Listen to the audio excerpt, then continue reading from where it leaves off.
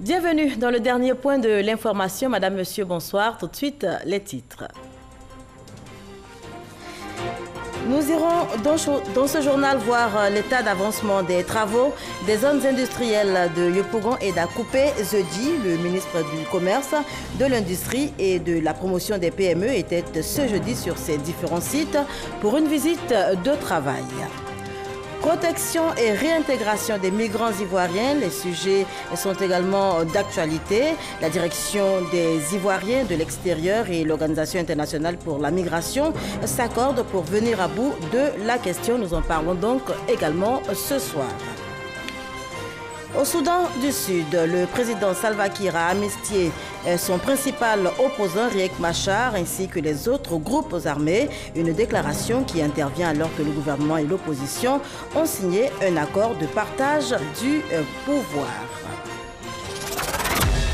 Voilà pour les titres. Je vous le disais tantôt, nous irons dans ce journal voir l'état d'avancement des travaux des zones industrielles de Yopougon, mais également d'Akupé jeudi. Le ministre du Commerce, de l'Industrie et de la Promotion des PME était ce jeudi justement sur ces différents sites pour une visite de travail. Nous y allons avec Francis Boifo. Première escale de la visite du ministre Souleymane Diarra-Souba, la zone industrielle de Yopougon. Taux de réalisation des travaux de réhabilitation, 90%. Des travaux axés sur la voirie, l'électricité, l'assainissement et l'eau potable et qui favorisent les activités des opérateurs économiques. Ça fait 22 ans maintenant que je suis dans la zone industrielle de Yopougon et j'ai vu cette zone dans un premier temps, je dirais avec un visage qui était confortable. Je l'ai vu se dégrader progressivement pour atteindre des niveaux bas qui n'étaient pas très beaux à montrer, surtout aux partenaires extérieurs. Il y a quelques travaux supplémentaires à faire, notamment au niveau de certains bassins et également au niveau de certaines routes qui, pour des raisons techniques, en fait, ne pouvaient pas être bitumées. Nous avons noté également qu'il y a un problème de stationnement au niveau de la zone. Donc, des solutions sont en voie d'être trouvées à l'effet d'avoir un parking qui permettra à ce que tous ces camions qui viennent en fait puissent y stationner. Autre lieu visité, la zone industrielle d'Akupé-Jeudi sur l'autoroute du Nord. 62 hectares ont été aménagés et affectés sur les 940 hectares représentant la superficie totale du site. Moins de 20% des entreprises y sont installées. Il est bon que lorsque les parcelles sont données pour des travaux, que les parcelles soient effectivement exploitées à cet effet et dans les délais. Parce que nous avons une forte pression en termes de demande, sinon nous serons amenés souvent à retirer les lots dès lors que les travaux ne sont pas faits comme dit initialement pour pouvoir les attribuer à d'autres opérateurs dont les projets sont matures et qui ont les moyens techniques et financiers de les mettre en œuvre. Parce que l'objectif pour l'État, c'est qu'on puisse en tout cas avoir des unités industrielles et également créer des emplois. D'un coût d'environ 36 milliards de francs CFA, les travaux de réhabilitation de la zone industrielle de Yopougon et d'aménagement des 62 hectares de la zone industrielle d'Akupé-Jeudi sont l'une des résultantes du plan national de développement PND initié depuis 2016. Ce projet de développement industriel va s'étendre aux zones industrielles de Koumassi, de Vridi et de l'intérieur du pays. Un nouveau dispositif pour faciliter l'accès au crédit aux petites et moyennes entreprises dans l'espace UEMOA. Ce mécanisme appelé dispositif PME a été officiellement présenté et lancé ce jeudi ici même à Abidjan par la BCEAO, la Banque centrale des États d'Afrique de l'Ouest. Ce mécanisme prend en compte l'encadrement, le refinancement des créances bancaires et également la diversification des instruments financiers adaptés aux besoins. C'est ce que nous dit l'enseignant Bakayoko. Aujourd'hui, le défi est de créer les conditions pour un meilleur accompagnement des entreprises en levant un certain nombre de contraintes. On peut citer les insuffisances dans la gestion de la gouvernance, l'insuffisance ou la faiblesse des mécanismes de partage des risques. Le dispositif PME permettra non seulement aux entreprises de bénéficier des financements bancaires, mais aussi d'améliorer leur gouvernance de façon à présenter des états financiers conformes aux exigences des institutions de crédit. La communauté bancaire nationale se réjouit d'avoir été associée à l'élaboration de ce dispositif qui s'inscrit parfaitement dans le continuum des actions qu'elle a engagées Ce dispositif doit attribuer une partie de la commande publique aux PME-PMI et développer la sous-traitance. Le gouvernement est d'accord, lui qui a déjà initié le programme Phoenix, financé à hauteur de 86 milliards de francs CFA. Ce programme vise à disposer à l'horizon 2020 d'une masse critique des PME compétitives, dynamiques et innovantes, contribuant de manière significative au développement socio-économique et durable de notre pays. Toutes ces grandes initiatives viennent compléter celles déjà mises en route par la Banque centrale pour améliorer l'offre de financement du secteur privé, notamment des PME. Il s'agit en particulier des instruments financiers alternatifs, à savoir crédit bail à facturage, finance islamique. En Côte d'Ivoire, les PME représentent 95% des entreprises et 20% de la richesse nationale. La Côte d'Ivoire a 58 ans. L'événement a été célébré il y a de cela 2 jours. C'était le 7 août dernier. Célébration haute en symbole, en couleur, mais également en émotion. Commémoration placée sous le sceau de la cohésion entre l'armée et la population. Justement, Mahama Traoré revient sur cet aspect de la fête de l'indépendance, édition 2018. 7 août 1980, 7 août 2018. 38 ans que le boulevard Valéry Giscard d'Estaing n'avait pas accueilli les festivités officielles de la fête nationale. Pour le moins qu'on puisse dire, cette reprise était fortement attendue du grand public, surtout par ceux qui l'ont déjà vécu dans les années 60 et 70. J'ai eu la chance d'assister à ces gens de défilés. Il faut dire quand même que les retrouvailles, c'est une joie. On se retrouve dans les anciens temps. Par le passé, j'ai défilé chez moi à Nanané. Et en 1980, j'ai défilé ici à Abidjan pour la fête à Makour. Il y a beaucoup de fois défilé sur l'autoroute et jusqu'à présentement, nous sommes là pour soutenir nos frères d'âme. Je me souviens qu'en 1962, j'étais un élève à l'école primaire. J'ai défilé sur le pont Feu-Boigny dans les mêmes conditions. Et aujourd'hui, nous sommes là. Nous assistons au retour de l'esprit du Feu-Boigny. Nostalgie pour les anciens, curiosité pour les jeunes.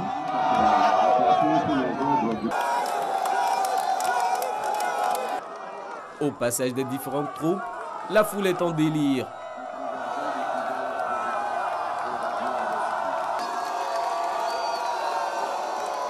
Une joie exprimant la fierté de communier avec l'armée. Nous sommes fiers de notre président. Bravo le président. Pour tout le boulot que vous avez accompli. Vraiment, je suis content. Je sais que je vais raconter ça à mes enfants et peut-être même voir mes petits-enfants. Les organisations féminines des femmes de Côte d'Ivoire ont toujours souhaité l'intégration des femmes dans l'armée de Côte d'Ivoire. Aujourd'hui, ces choses faites, nous sommes contents. Paris gagnait donc pour le gouvernement qui avait souhaité renforcer le lien armée-nation en organisant le grand défilé militaire de la fête nationale sur le boulevard Valéry Giscard d'Estaing.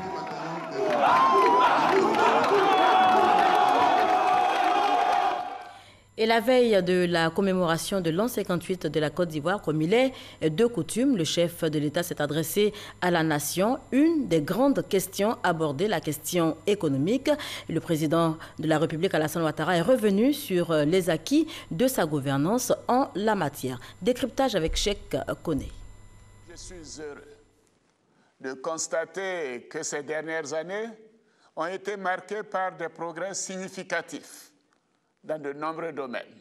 Il s'agit notamment du renforcement de nos institutions et de l'état de droit, de bonnes performances économiques de notre pays, qui se classe parmi les plus dynamiques du continent et du monde, de la hausse des revenus de nos parents paysans, des fonctionnaires et des salariés du secteur privé, d'un meilleur accès de nos populations aux services sociaux de base que sont l'eau, l'électricité, la santé, l'éducation, de l'amélioration de notre cadre de vie grâce aux investissements massifs dans les infrastructures, de la promotion des femmes et des jeunes dans l'administration et le secteur privé.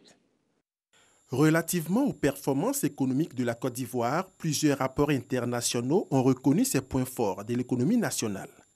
Notamment le groupe suisse Quantum Global, dans son dernier rapport intitulé Africa Investment Index 2018, a classé la Côte d'Ivoire dans le top 5 des pays les plus attractifs en Afrique, devant le Kenya, l'Afrique du Sud et l'Éthiopie. Déjà en 2013, c'était la Banque mondiale, à travers son rapport Doing Business, qui classait la Côte d'Ivoire parmi les 10 meilleurs pays réformateurs au monde.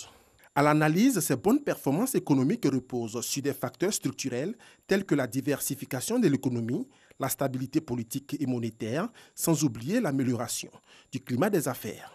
Autre progrès significatif de la gouvernance économique de ces dernières années, la hausse des salaires des fonctionnaires et du secteur privé, mais aussi et surtout des revenus des paysans.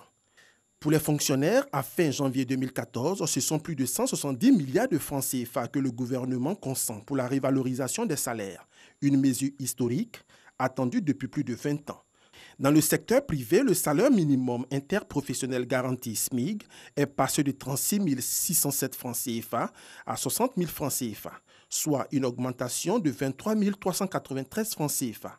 Une mesure qui a le mérite de soulager de nombreux travailleurs qui faisaient face aux coûts élevés de la vie. Le monde agricole, lui, n'a pas été oublié. Depuis les différentes réformes engagées, les revenus des paysans se sont accrus. Plus de 6 000 milliards de francs CFA ont été engrangés sur les périodes 2015-2016 et 2016-2017. Au niveau de l'entrepreneuriat des jeunes et des femmes, le gouvernement, en collaboration avec ses partenaires financiers, a mis en place un dispositif d'aide et d'accompagnement à l'entrepreneuriat féminin. Ce fonds est doté d'une enveloppe de 5 milliards de francs CFA. Pour l'entrepreneuriat jeune, la création de l'agence Emploi Jeunes a replacé cette question au cœur de la politique générale d'emploi. Au total, 41 593 jeunes ont bénéficié des programmes d'appui technique et financier à l'auto-emploi et à l'entrepreneuriat de 2015 à 2017. Toutes ces performances ne sauraient être complètes sans des actions fortes en faveur de l'amélioration du cadre de vie des populations. À ce niveau, des investissements massifs dans les infrastructures ont été réalisés au cours de ces dernières années. Il s'agit entre autres de la construction de routes, la construction du barrage de Soubré, du 3e pont et bien d'autres. Les nombreux acquis enregistrés par l'économie ivoirienne l'ont été grâce aux multiples réformes structurelles à long terme et dont les impacts concrets sur les conditions de vie des populations se font ressentir. Ces efforts font de la Côte d'Ivoire la première économie d'Afrique de l'Ouest francophone avec un taux de croissance de 8% en 2017. Autant de bons points qui ont fait dire à la directrice générale du Fonds monétaire international FMI, Christine Lagarde, lors de sa visite à Abidjan, que la Côte d'Ivoire court vers un second miracle économique. Voilà, performance économique de la Côte d'Ivoire, des avancées notables enregistrées. Et justement, le monde économique a réagi sur ce volet du discours du chef de l'État. Il était au micro de Jean-Louis Gbangbo. Un signal de la Côte d'Ivoire qui renaît dans l'union et la concorde. Un message fort envoyé aux investisseurs nationaux et étrangers. C'est le sens que donnent les chefs d'administration publique et chefs d'entreprise qui ont pris part à la cérémonie de célébration officielle des 58 ans d'indépendance de la Côte d'Ivoire à Treichville. Au plan économique, le monde entier voit une Côte d'Ivoire unie qui va remporter les batailles au niveau de la sous-région. Les opérateurs économiques vous le diront, ce pays se porte très bien, nous avançons, nous sommes au travail et cette manifestation de ce jour a pu démontrer que la Côte d'Ivoire est une grande nation, 58 ans après, est une grande nation qui est en marche vers l'émergence. Avec la croissance que nous connaissons, avec les perspectives à venir, avec le climat des affaires qui est sain, les investisseurs pourront nous aider à booster l'économie. Les bonnes performances économiques du pays sont, selon les acteurs du secteur privé, les fruits de la paix et de la sécurité intérieure, symbolisés par ce défilé militaire grandeur nature. La paix, ça n'a pas de prix. S'il n'y a pas de paix dans un pays, il n'y a pas d'investissement. Pour que les investisseurs arrivent dans un pays, pour que ça se développe, il faut qu'il y ait la paix. Nous, en tant que responsables du secteur privé, nous ne pouvons que nous en réjouir. Parce que quand il y a la paix, l'économie avance. Quand il y a la paix, j'allais dire, la cohésion s'établit. Quand il y a la paix, c'est l'unité. Tout ce que nous demandons, c'est un environnement favorable aux affaires. Avoir une paix durable qui nous permettra de pouvoir mieux développer encore nos affaires. Renforcement et préservation des liens armées-nation, c'est sous ce thème que la Côte d'Ivoire a renoué avec le grand défilé militaire des premières années de la célébration de l'indépendance. Voilà, des réactions donc des acteurs du monde économique au micro de Jean-Luc Gbangbo à l'occasion de la fête de l'indépendance. Et les Ivoiriens de la diaspora ont également célébré de fort belle manière l'an 58 de la Côte d'Ivoire. Je vous propose à présent les échos de la célébration de la fête de l'indépendance de la Côte d'Ivoire à Washington DC. C'était à la Chancellerie. Je vous propose d'y retourner tout de suite avec David Soyo et Franck Quadio. Washington DC. L'ambassade de la Côte d'Ivoire aux États-Unis aux couleurs ivoiriennes pour commémorer l'an 58 de la Côte d'Ivoire indépendante. À l'unisson, les ressortissants ivoiriens et ceux des pays amis fredonnent la bidanaise. L'ambassadeur Mamadou Haïdara reçoit par la suite les honneurs militaires. Dans son propos, il passe en revue les progrès réalisés par la Côte d'Ivoire sous le leadership du président Alassane Ouattara dans tous les secteurs d'activité, notamment au plan politique et économique.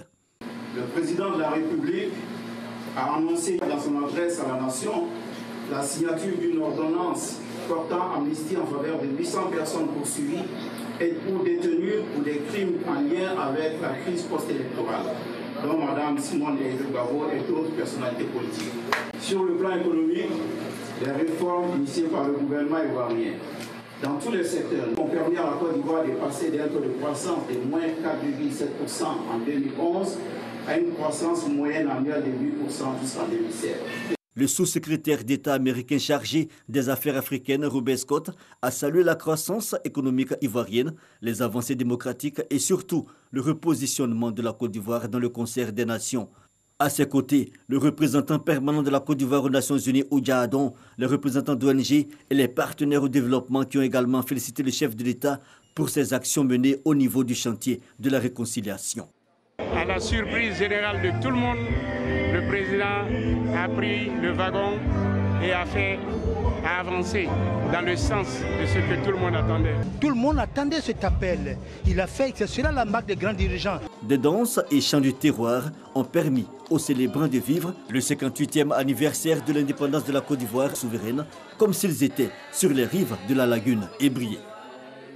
Justement, sur les rives de la lagune Ébrié, la grande chancellerie a distingué 95 personnalités, noté 52 distinctions dans l'ordre national et 43 dans l'ordre du mérite ivoirien. Au nombre des récipiendaires, des responsables de l'administration du public et du privé, des médecins, des hommes de médias et autres artistes.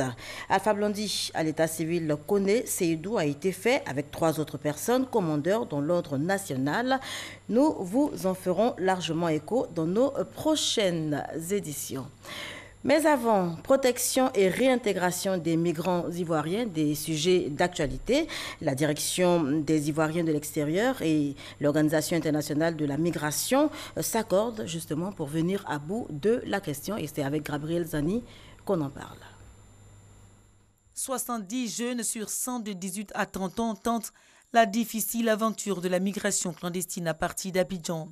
Ce profil de migrants clandestins ivoiriens a été dressé dans le rapport de l'Organisation internationale pour les migrations OIM réalisé de mai 2017 à mai 2018.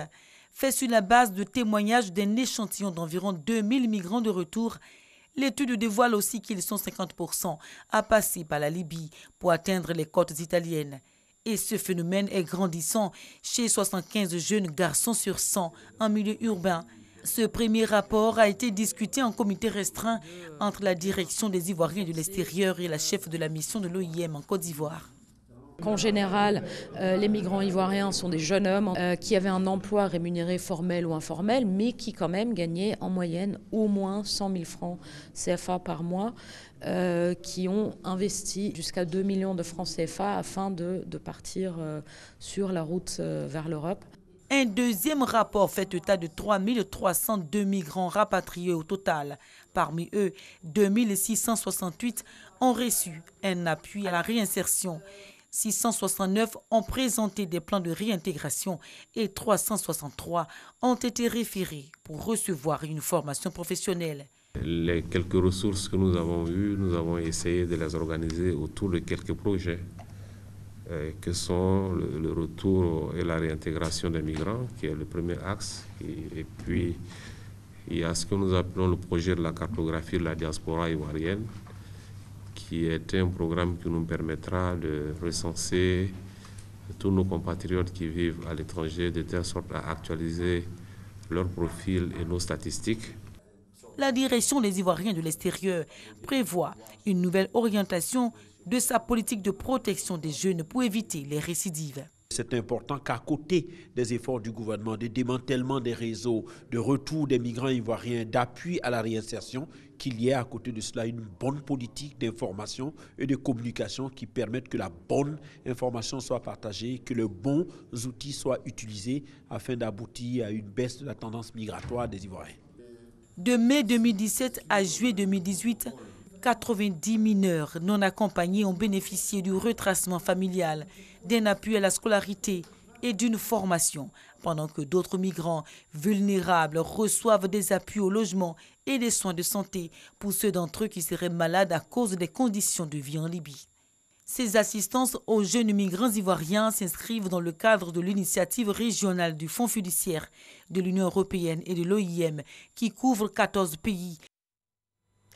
Il a fait son entrée dans le dernier gouvernement Amadou Gon Coulibaly depuis le 10 juillet 2018. Joseph Seka Seka est devenu le nouveau ministre de l'Environnement et du Développement durable. Et bien pour sa première sortie officielle, il a entamé une série de visites dans les structures sous sa tutelle, a commencé le mardi 2 août dernier au centre ivoirien anti-pollution CIAPOL. On fait le point de la visite avec Moussa Coulibaly et Patricia Omouetia.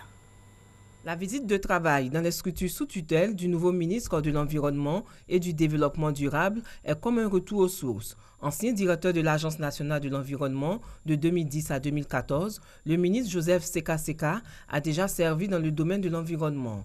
Pour sa première sortie officielle, en tant que ministre, il est allé à la rencontre de ses collaborateurs du Centre ivoirien anti-pollution, de l'Office ivoirien des parcs et réserves et de l'Agence nationale de l'environnement pour parer aux questions urgentes. La première, c'est d'œuvrer à la promotion de la culture environnementale, que l'Ivoirien puisse intégrer la notion de la protection de l'environnement et de la promotion du développement durable dans toutes ces actions. Deuxièmement, nous aurons à créer une synergie d'action entre le ministère et les entreprises, les partenaires, afin que, ensemble, nous puissions coordonner nos forces pour mener à bien cette mission-là. Pendant cette visite de travail, le ministre de l'Environnement et du Développement durable a reconnu le travail abattu par son prédécesseur, tout en mentionnant les difficultés qui entravent encore le bon fonctionnement de ces différentes structures. On poursuit avec cette information. Les organisations professionnelles de la santé, que sont l'Association des cliniques privées de Côte d'Ivoire et le Syndicat national des médecins privés de Côte d'Ivoire, ont décidé de suspendre leur décision d'augmentation des tarifs des actes médicaux dans les cliniques privées à compter de ce jeudi. Une décision qui intervient suite à une rencontre avec le ministère de la Santé et de l'Hygiène publique. Les détails dans nos prochaines éditions, ce sera avec Ami Sissoko. Mais avant, on évoque les retombées de l'ordonnance d'amnistie prise par le chef de l'État, Alassane Ouattara. Un des bénéficiaires, Kamaraté Souleymane Dissoul Toussoul, le chef de protocole du président de l'Assemblée nationale, Guillaume Soro, il était poursuivi pour détention et entreposage illégal d'armes de guerre.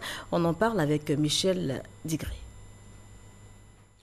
Interpellé le 9 octobre 2017, Kamaraté Souleymane Dissoul Toussoul est en liberté après 10 mois d'incarcération. Une information judiciaire avec mandat de dépôt avait été ouverte contre lui dans le cadre de l'affaire dite découverte d'une cache d'armes dans un domicile à Bouaké. Le directeur de protocole du président de l'Assemblée nationale retrouve ainsi son patron tout aussi heureux de revoir à ses côtés, plus qu'un proche collaborateur, un ami, un frère. C'est une très bonne chose pour le pays. C'est pourquoi je veux remercier le président qui a fait le geste. Je suis content pour Simone Ivé, pour Assoadou et tous les autres qui sont sortis. L'affaire avait alimenté les débats dans l'arène politique. C'est une parenthèse qui se referme avec elle, les tensions qu'elle avait suscitées au cours de ces 10 derniers mois. Ses proches ont également fait la fête à Mossou. Simone Yves Gbagbo a elle aussi été libérée à la faveur de l'ordonnance prise par le président de la République. Une nouvelle accueillie dans la ferveur à Mossou, village natal de l'ex-première dame de Côte d'Ivoire. On y va tout de suite dans ce reportage. 12h30 ce mercredi 8 août à Mossou. Les habitants semblent ne pas avoir la nouvelle de la libération de Simone Gbagbo. La cité est calme. Nous sommes dans le village de l'ex-première dame de Côte d'Ivoire. Libérée il y a à peine une demi-heure, nous venons nous enquérir de l'ambiance qui prévaut dans ce village. Charles Ivé, frère cadet de Simone Gbagbo, nous ouvre les portes de ce qui reste de la résidence privée de sa sœur. Il faut dire que c'était après le congrès. Au soir du congrès, là, on était là, et moi, on était en train de ranger un peu la maison et tout ceci. Et la nouvelle ne nous est parvenue. Ça nous est parvenu. Et puis on était surpris, à la fois surpris et heureux en même temps. Donc c'était la joie un peu partout, et tout ceci, on s'appelait, on recevait aussi des appels, des coups de fil pour demander confirmation, par-ci, par-là. Et bien voilà, un vent nouveau s'ouvre vraiment. Vous voyez, la maison même commence à respirer. Parce que c'est qu'elle va retrouver la personne qui y habitait. Donc c'est bon, la joie totale. À côté de Charles, Herman, le neveu de Simone Gbagbo. Il fait l'entretien de la résidence depuis quelques mois. Il attendait cette nouvelle avec impatience. Ah, vraiment, c'est une joie parce que là, vraiment, on ne s'attendait pas à ça, mais on espérait. On m'a confié la responsabilité de la maison et je ferai tout pour que ma tante vienne et qu'elle retrouve sa maison en bon état. Et qu'elle soit heureuse d'avoir eu quelqu'un au moins qui reste dans sa maison. Dans ce lieu, nous avons aussi trouvé des membres du Front populaire ivoirien. Pour Hervé Siaba et ses amis, cette libération de Simone Gbagbo va redynamiser le parti. Nous sommes heureux d'abord pour nous, en tant que famille Gbagbo, en tant que famille Simone. Nous sommes heureux pour la Côte d'Ivoire pour que la réconciliation vraie commence et qu'on puisse se parler franchement. Les courants existent dans tous les partis politiques, même en Europe. Certains de nos frères qui sont allés peut-être ailleurs, mais ils vont se raviser, ils vont revenir. Une libération de Simone Gbagbo qui réjouira certainement le cœur des habitants de Mossou, la terre natale de l'ex-première dame. Et de retour de Mossou où nous conduisait Herman Guivet, je vous propose à présent d'effectuer un petit voyage à l'intérieur du pays pour les échos de la fête de l'indépendance. Les festivités marquant le 58e anniversaire de l'indépendance de la Côte d'Ivoire se sont déroulées sur la place du dispensaire de Molonoubli. Le sous-préfet Ouloboté Nyolo Aimé, dans son adresse, a professé sa foi à un avenir radieux de la Côte d'Ivoire. Au plan local, il s'est réjoui de la réduction des inégalités sociales avant d'appeler ses administrés à l'union en vue de bénéficier de projets structurants de la région du Bélier. Le sous-préfet n'a pas omis de pourfendre l'incivisme grandissant dans sa localité. Un défilé civilo-militaire haut en couleur des couches socio-professionnelles a mis fin à la sympathique cérémonie. L'an 58 de la Côte d'Ivoire souveraine a été marqué d'une pierre blanche à Zogne. Le préfet du département a dans son adresse mis en exergue les actions récentes du chef de l'État pour booster le processus de réconciliation nationale, à savoir l'ordonnance d'amnistie en faveur de 800 prisonniers de la crise post-électorale de 2011. Il a en outre exhorté ses concitoyens à s'unir autour du département pour impulser son développement. Bon, localité de la région de la Bagoué, aux couleurs orange, blanc et vert, pour les 58 ans de l'accession de la Côte d'Ivoire à l'indépendance. Les populations ont tenu à marquer leur appartenance au pays à travers cette célébration. Dans son discours, le sous-préfet Zao Vincent Yokoli a invité les populations à prôner la paix et la cohésion sociale, gage de développement. Il a également souligné les efforts du président Alassane Ouattara à faire de la Côte d'Ivoire un pays émergent. Le défilé des couches socioprofessionnelles a mis fin à la célébration de l'indépendance à Gbon. Niéméné, sous-préfecture du département de Dabakala, les populations ont célébré les 58 ans de l'accession de la Côte d'Ivoire à l'indépendance dans la ferveur. Le sous-préfet de la localité, Tagba Goué Saint-Joseph, a invité les populations à la paix et à la cohésion sociale. Le public a pris plaisir à observer le défilé des différentes couches sociales. Défilé qui a mis fin à la célébration des 58 ans de la Côte d'Ivoire à Niéméné.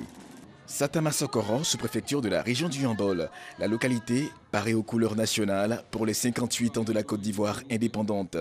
Dans son adresse, le sous-préfet Olivier Eric Adjima a invité le peuple Djamala à la paix et à la cohésion sociale, gage de développement. Il est également revenu sur les efforts du président Alassane Ouattara à faire de la Côte d'Ivoire un pays émergent en 2020. Le défilé des couches socio-professionnelles a clôturé la célébration des 58 ans de la Côte d'Ivoire indépendante à Satama Sokoro. Des nouvelles du Soudan du Sud pour terminer, et ce sera en images, le Soudan du Sud où le président Salva Kiir a amnistié son principal opposant Riek Machar ainsi que les autres groupes armés, une déclaration qui intervient alors que le gouvernement et l'opposition viennent de signer un accord de partage du pouvoir. Voilà qui met un terme à ce journal, merci de l'avoir suivi, portez-vous bien.